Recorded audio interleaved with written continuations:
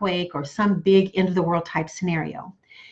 As part of your food storage pantry, you need to include comfort foods, whatever comfort food is to you. If you're here and you can chat in the chat box, why don't you just make a little note of tell me what your comfort foods are. Maybe I can even get some ideas for future Facebook Lives. But for a lot of people, it's just sitting down with a hot cup of coffee, mixed up exactly the way they like it, and it's just soothing. Am I right? Whether it is, gosh, meatloaf or chocolate cake, apple pie, whatever it is. My daughter today said it was meals that I made for her and her grandmother made for her when she was little. Beans and cornbread, she mentioned, believe it or not. And Deb Pico likes the pour over, okay? Chocolate and cheese, all of those.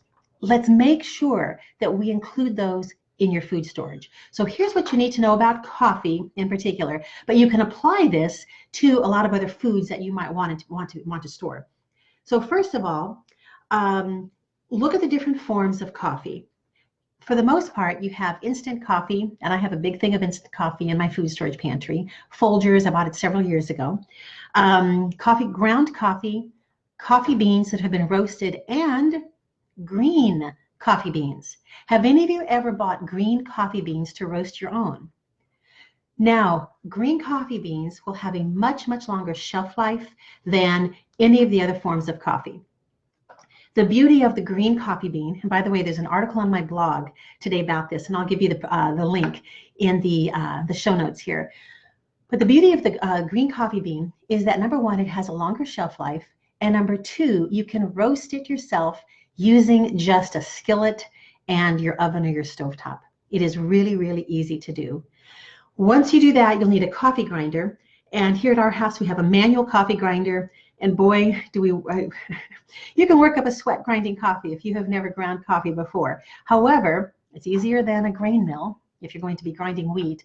But those are two things you can use and depend on if you want to make coffee in an off-grid scenario. Because when we're storing food, one of the things we always keep in mind is, how could I make this food? How could I survive this scenario or another scenario if there was no power? Whatever it is you're thinking of, some of you are telling me, I'm planning for like an EMP, an end of the world scenario. I want to address that in a couple of days. Fine, but you're going to be needing some kinds of appliances, certain things to help you, just assist you in your daily routine. So if coffee is part of it, I want you to take a look at the list of products. I'll add them to the show notes so you can see what we use. So a French press is one that you can use off-grid. A percolator, the old-fashioned percolators that maybe your moms or your grandmas used to use. Those are still around. You can buy them on Amazon. And then also the Chemex pour-over filter. I like that because once you have the filter, you can use that filter. I don't even know, it doesn't expire. You just rinse it out and reuse it again and again and again. And with that, you don't have to have the paper filters or worry about stocking up on those. So again, the forms of coffee, just kind of decide. You can go from instant to ground to roasted beans and to green coffee beans, with green coffee beans being the best form for long-term storage. And then think about how you're going to prepare that. Now, once you have your coffee beans ground and you have it brewed off-grid, how do you like to get it all just perfect for your taste buds? Do you add cream? Do you add sugar? Do you add some other sweetener? Now would be the time to start thinking about, if I'm going to be storing this coffee and I'm thinking, wow, the power's off, it's been out for days, it's been out for weeks, or maybe hopefully not longer, but maybe longer. Here where I live in north of the Houston area, there are people here who talk about how long they lived without power after Hurricane Ike and some of the other big storms that have come through. So think about not just how you're going to prepare the coffee, but now how are you going to drink the coffee? Do you like to drink your coffee black? Great. Perfect. You don't have to store anything else. But if you want to add creamers and sugar and sweeteners and flavorings, you need to figure out now how long those things will last. So real quick, just tell me in the comments, or if you're looking at this on Facebook or some other way where you can comment, what do you add to your coffee? Now, there is one type of dried milk that you can use, and it's called Lido, L-I-D-O.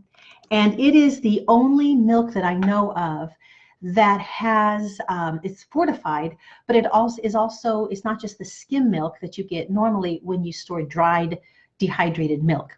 So if you like something a little richer in your coffee, then research Lido, Lido, and that's available on Amazon. I've also seen it in grocery stores. I was at an ethnic grocery store in downtown Houston, Phoenicia.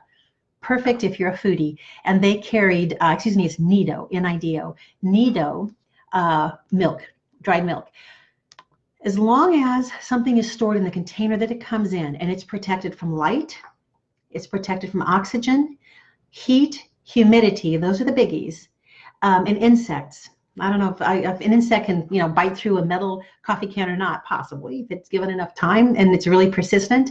But with Nido, Nido milk, make sure that it is stored in a cool location, because dried milk, unlike a lot of other foods we store, dried milk just has a way of deteriorating more quickly.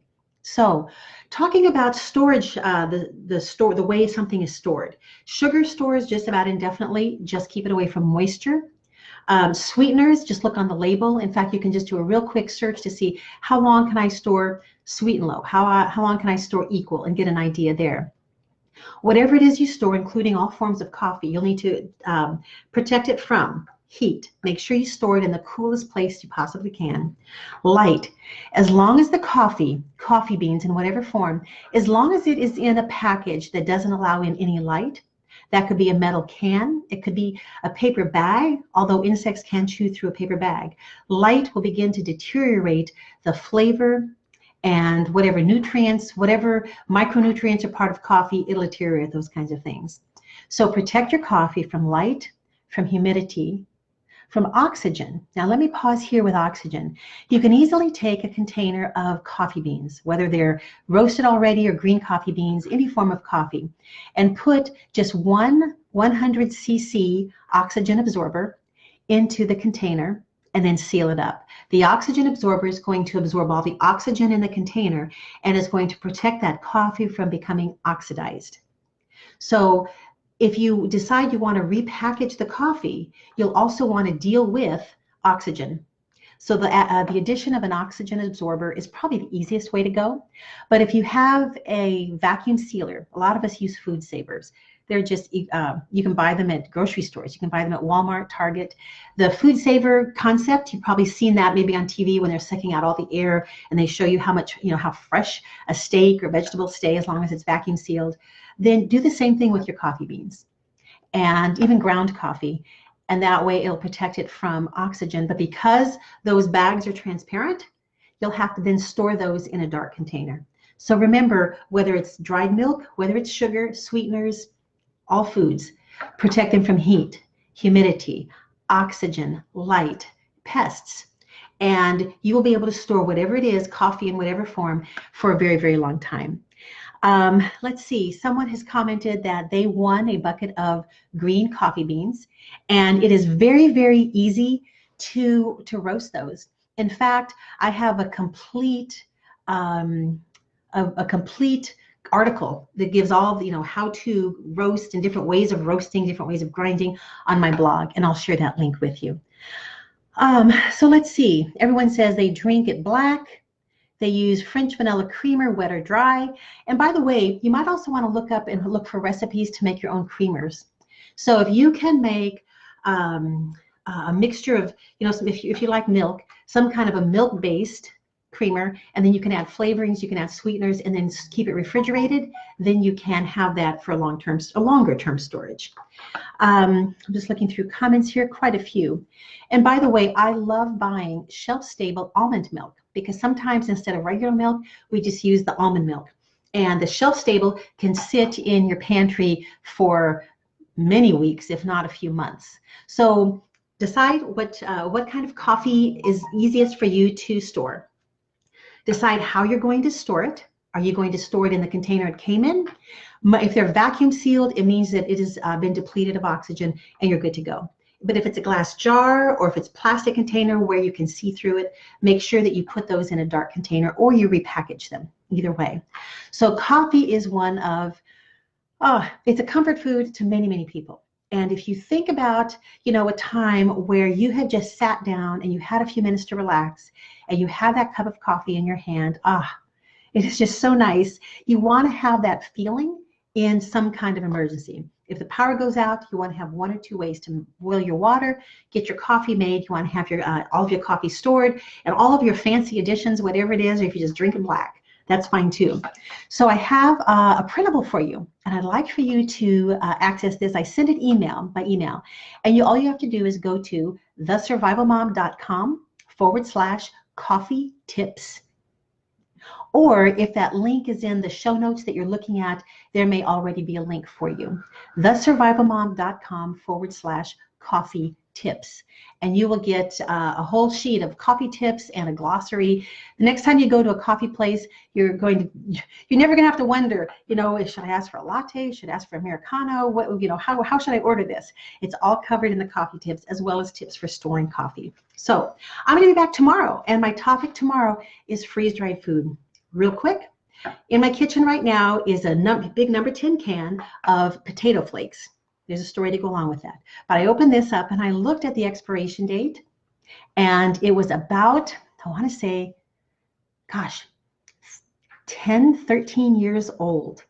Tomorrow when I'm back, I'm going to show you what the potato flakes look like after that many years in storage, and I'll tell you more about freeze-dried food, which freeze-dried foods you should buy first, and what to expect if you place an order for freeze-dried food for the first time and you're a little nervous about it because it's brand new. So I'll be back here tomorrow with freeze-dried food, and on Wednesday it's going to be all about prepper fiction, pros and cons. And I have quite a few opinions about that. So take care, everybody. Bye-bye.